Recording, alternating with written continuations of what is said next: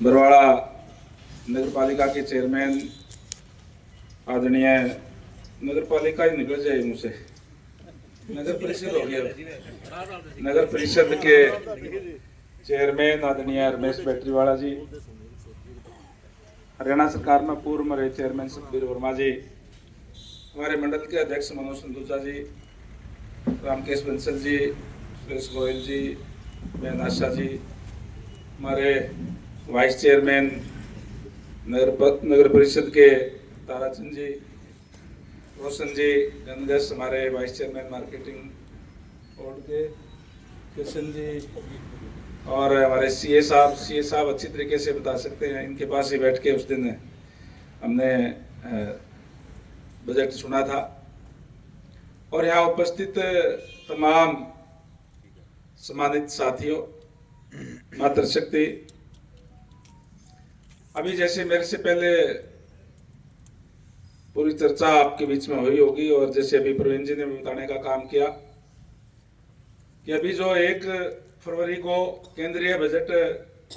हमारे बीच में आया है, एक बहुत ही ऐतिहासिक बजट केंद्र सरकार लेकर के आई है। हमारे देश के यशस्वी प्रधानमंत्री आदरणीय नरेंद्र मोदी जी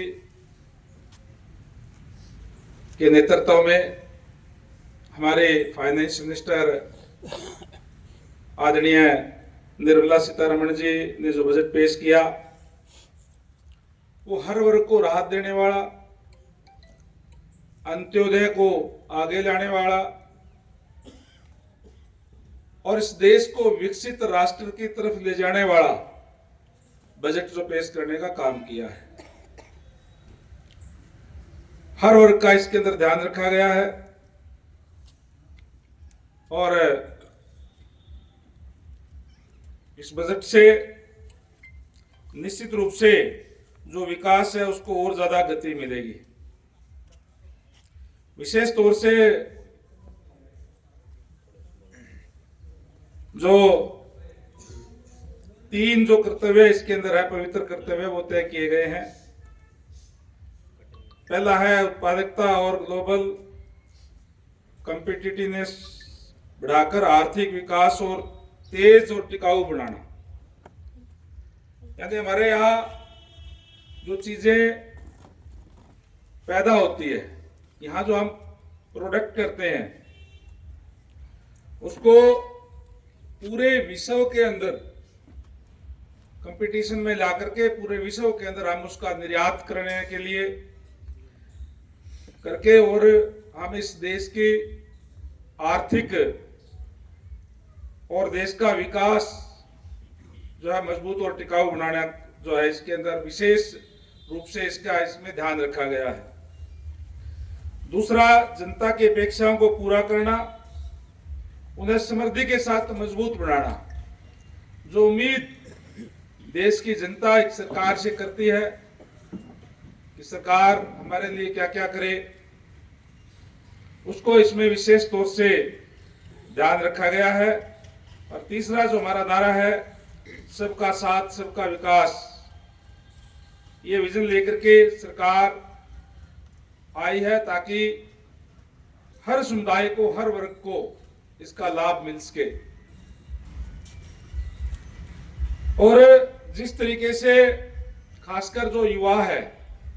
युवा वर्ग के लिए इस बजट के अंदर विशेष प्रावधान किया गया है। चाहे हमारे जो नए जो युवा है, जो स्टार्टअप करना चाहते हैं, छोटे छोटे उद्योग, उसके लिए विशेष तौर से 75,000 करोड़ का इसके अंदर प्रावधान किया गया है। और जो स्किल के लिए, युवाओं की शिक्षा के लिए और उनको ट्रेन करने के लिए जिस तरीके से वो आगे जाए, अपना कार्य करे, उसके लिए भी 1,39,000 करोड़ रुपए का प्रावधान इस बजट के अंदर किया गया है। यानी विशेष रूप से जो युवा है उसको विशेष महत्व दिया गया है ताकि हमारा जो युवा है वो रोजगार मांगने वाले की बजाय रोजगार देने वाला बने। आज हमारा युवा कोई भी कहता है कि हमें कोई डिस्सी रेट पर लगा दे, कोई छोटी मोटी नौकरी पर लगा दो, कोई प्राइवेट लगा दो, उसकी बजाय अगर हमारा युवा कोई भी अपना छोटा मोटा कोई कार्य कोई शुरू करेगा तो निश्चित रूप से फिर वो और युवाओं को भी अपने साथ उसको जरूरत होगी कार्य उसको काम चलाने के लिए, औरों को भी रोजगार देने वाला बनेगा। इस तरीके का विशेष तौर से इसके अंदर प्रावधान इस बजट के अंदर रखा गया है। मैं कहूँगा कि ऐतिहासिक बजट है। व्यापारियों के लिए भी जो आसानी से उनके कोई भी एनओसी है, कोई और जो दूसरी चीजें हैं, वो आसानी से एक टाइमबद्ध तरीके से उनको मिले, उनको कोई दिक्कत परेशानी ना हो, इसका विशेष तौर से इस बजट के अंदर ध्यान रखा गया है। और आज क्योंकि एआई का जमाना है, रोबोटिक जमाना है, डिजिटल जमाना है, उसके लिए भी 10,000 करोड़ का प्रावधान इस बजट के अंदर अलग से रखा गया है। और हम आज देखते हैं कि इस बात का हमें लाभ मिल रहा है कि आज हरियाणा के अंदर डबल इंजन की सरकार है, और इस डबल इंजन की सरकार के अंदर हमारे हरियाणा प्रदेश के अंदर 23 जिले हैं, और इन 23 जिलों के अंदर एक भी जिला ऐसा नहीं है जो हाईवे से कनेक्टेड ना हो। आज सड़कों के जाड़ बिछे हुए हैं और हर जिला हमारा हाईवे से जुड़ा हुआ है। कई जिले तो ऐसे हैं जिनके कई कई हाईवे लगते हैं। और भी नए हाईवे बनाने के लिए, चाहे रिंग रोड बनाने के लिए, इस विशेष तौर से इसका प्रावधान इस बजट के अंदर रखा गया है ताकि कनेक्टिविटी और आसान हो, लोगों को ज्यादा से ज्यादा सुविधाएं जो है इसके अंदर मिले। इस तरीके का बजट के अंदर प्रावधान विशेष तौर से रखा गया है। रेल का भी विशेष तौर से, चाहे वंदे भारत जैसी और ट्रेनें चलाने की बात हो, और चाहे और हाई स्पीड वाली ट्रेनें बनाने की बात हो, उसका भी विशेष तौर से इस बजट के अंदर प्रावधान रखा गया है। आप लोगों ने सारा बजट देखा भी है, आप शहरी लोग हैं, और वैसे भी सारी चीजें आप लोग देखते हैं, बजट भी आप लोगों ने देखा है। मैं यही कहूंगा कि आज जो विपक्ष के लोग हैं वो तरह तरह की बात करते हैं, और प्रजातंत्र है, प्रजातंत्र के अंदर वैसे तो पक्ष और विपक्ष दोनों ही महत्वपूर्ण होते हैं। जहां सरकार कार्य करती है वहीं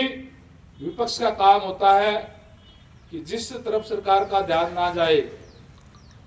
जहां सरकार किसी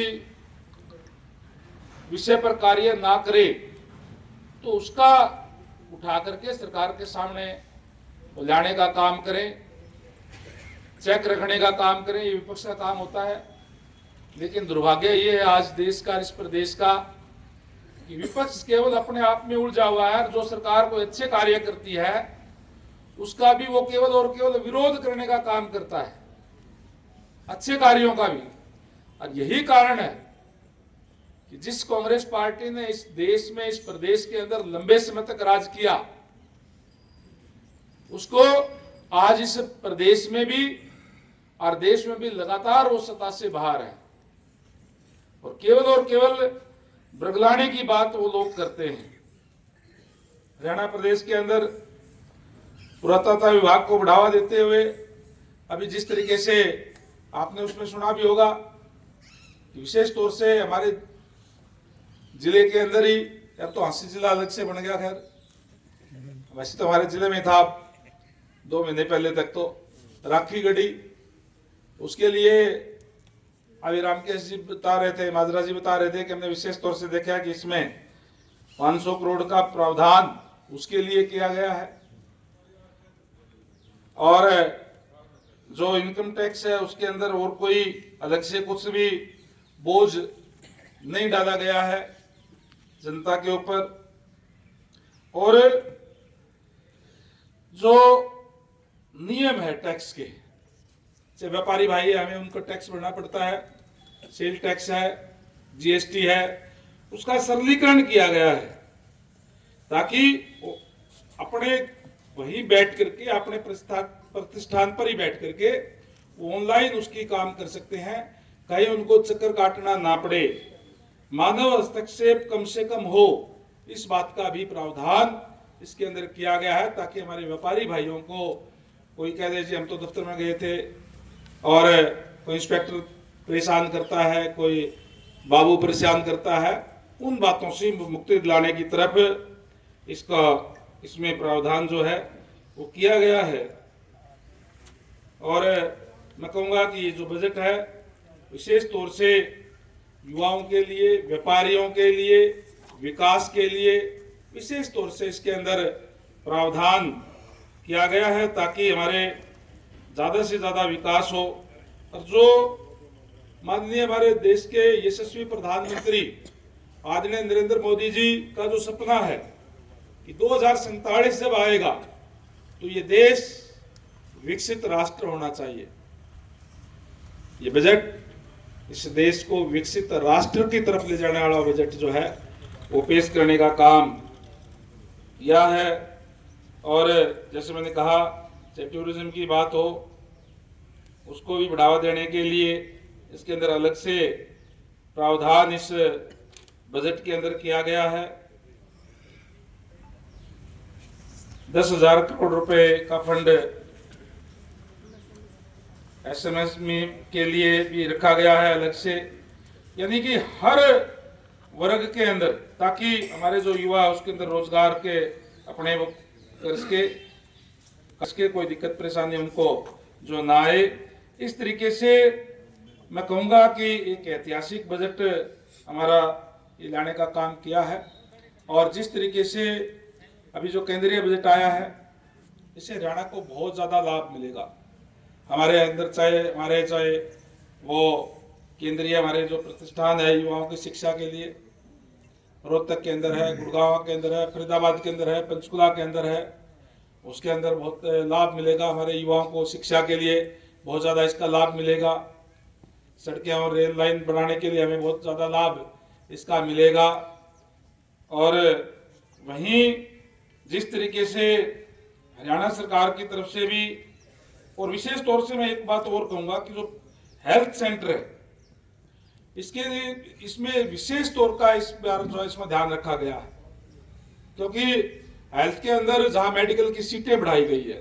ताकि ज्यादा से ज्यादा डॉक्टर हो और किसी को कोई दिक्कत परेशानी ना हो, वहीं जो आयुष्मान का दायरा भी और बढ़ाया गया है, उसके अंदर और जो डिजीज जो है वो जोड़ी गई है, ताकि जो जिनके आयुष्मान कार्ड बने हुए हैं उनको कोई दिक्कत परेशानी ना आए, वो किसी भी हॉस्पिटल के अंदर जाकर के अपना इलाज करा दे। जो पैनल के ऊपर है, केवल सरकारी में नहीं, प्राइवेट जगह जाकर के वो कार्ड दिखाए और अपना इलाज करा के उनको इस बात का राहत मिलेगी, उनका स्वास्थ्य अपना वो करा सकते हैं जाकर के। जो हेल्थ सेंटर के अंदर एक बहुत ही बड़ा विस्तार करने का काम किया है, जिसमें चाहे वो अस्पतालों की बात है, इमरजेंसी ट्रॉमा सेंटर की बात है, उसके अंदर 50% विस्तार करने का काम किया है। जो गरीब लोग हैं, जो आयुष्मान कार्ड की मैंने बात कही कि उसका और जो दायरा बढ़ाया गया है, उससे जो गरीब लोग हैं उनको इस बात की राहत मिलेगी। उसके ऊपर कोई भी जो है कोई किसी को दिक्कत परेशानी हो जाए, परमात्मा ना करे,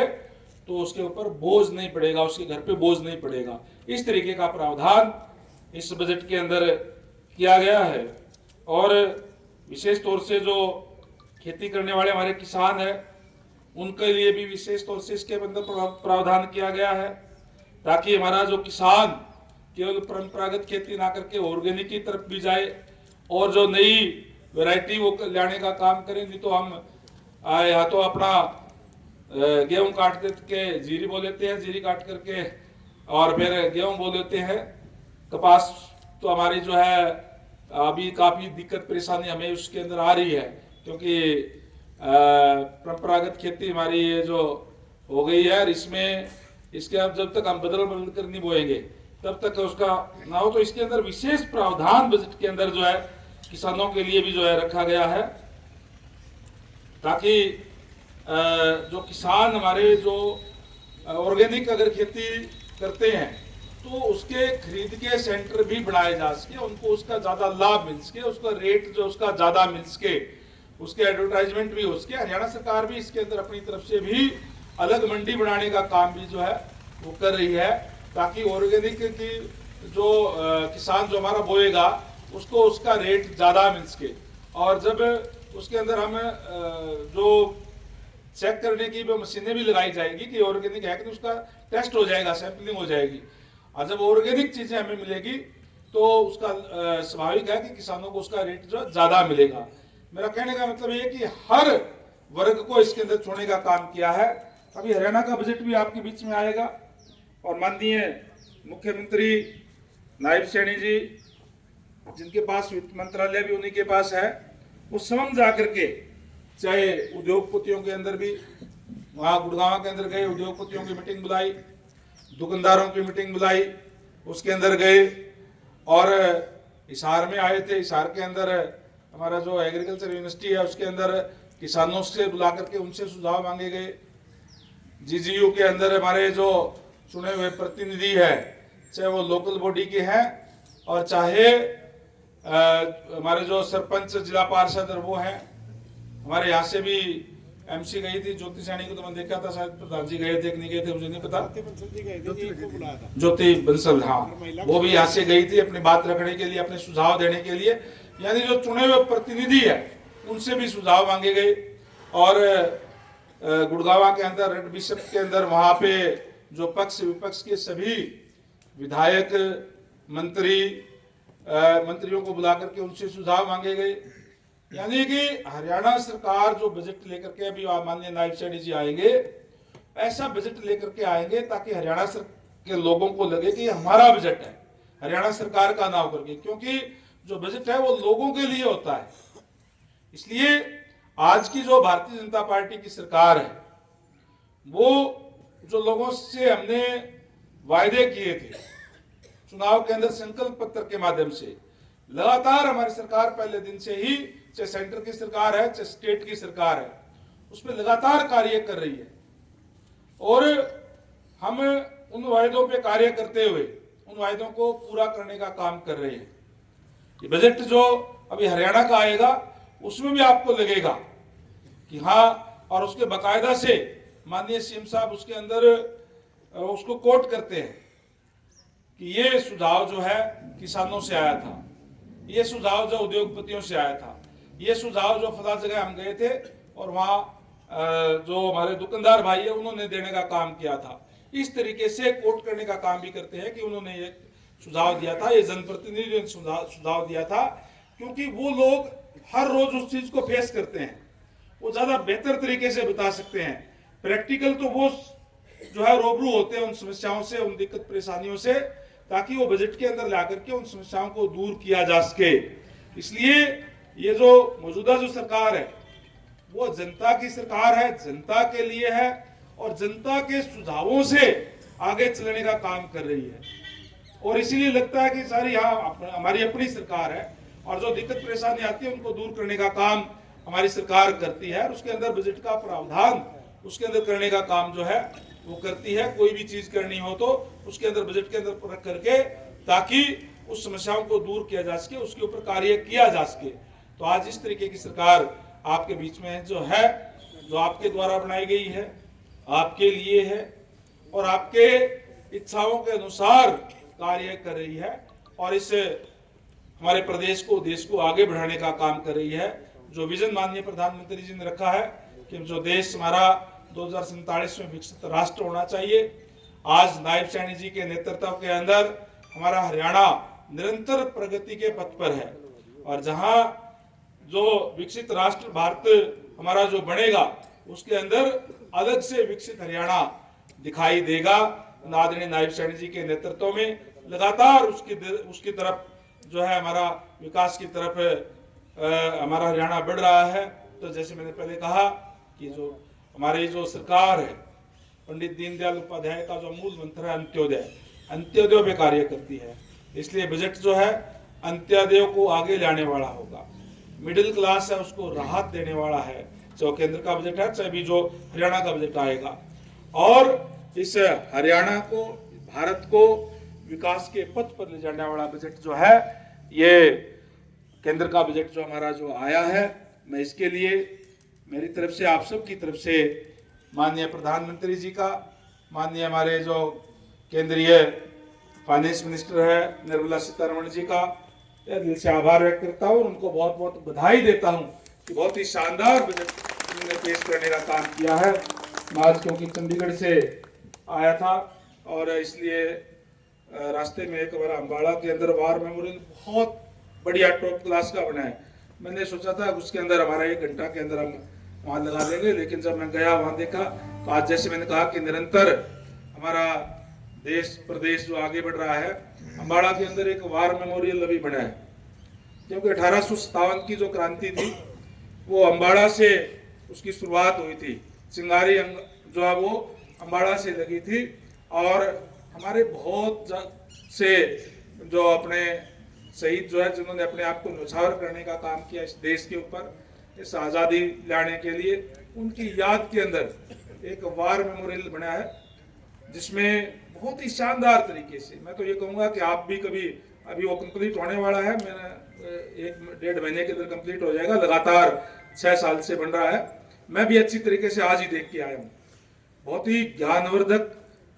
और बच्चे उसका आनंद भी लेंगे। एक जैसे टूरिस्ट स्थल होता है, हम जाते हैं पर्यटन स्थल पर और बहुत ज्ञान भी वहाँ मिलेगा, डिजिटल तरीके से है, उसको सुनने को भी मिलता है भी क्या क्या किस तरीके से यहाँ चीजें हुई, किस तरीके से अंग्रेज आए थे, किस तरीके से उन्होंने यहाँ हमारे देश पे कब्जा किया और फिर किस तरीके से हमारे जो वीर शहीद है उन्होंने लड़ाई लड़ करके उनको भगाने का काम किया, वो तमाम चीजें उसके अंदर है। तो उसके अंदर मेरा 1 घंटा और फालतू लग गया था, 2 घंटे लगे फिर भी जल्दी में, इसलिए 1 घंटा मैं आपके बीच में लेट आया, उसके लिए मैं आपसे माफी चाहूंगा और आपको इस बात के लिए बहुत बहुत बधाई देता हूँ कि बहुत ही शानदार बजट हमारा आया है। हरियाणा का बजट भी आपके बीच में अच्छा और शानदार आने वाला है, इस हरियाणा को आगे ले जाने वाला है और इस बात की हमें ज़्यादा से ज़्यादा चर्चा करनी चाहिए। और जो लोग आज इस बात का कहते हैं कि ना जी हरियाणा को कुछ नहीं मिला, ये नहीं मिला, ये उनकी आदत में शुमार है। ऐतिहासिक बजट ये है जिसके हरियाणा को बहुत ज़्यादा लाभ मिला है और हरियाणा जो आगे जाएगा। आप सबका बहुत बहुत धन्यवाद। जय हिंद, जय भारत, जय हरियाणा। धन्यवाद आदरणीय मंत्री जी का, जो कि हम सबको बड़े विस्तार से इस बजट पर बताने का काम किया। एक मिनट बैठ जाओ माताएं, बैठ जाओ एक बार, 1 मिनट बैठ जाओ, सिर्फ 2 मिनट के लिए, 2-3 मिनट और लगेगी। विस्तार से आपने हम सबको इस चीज का मार्गदर्शन किया कि यह बजट मध्य वर्ग से लेकर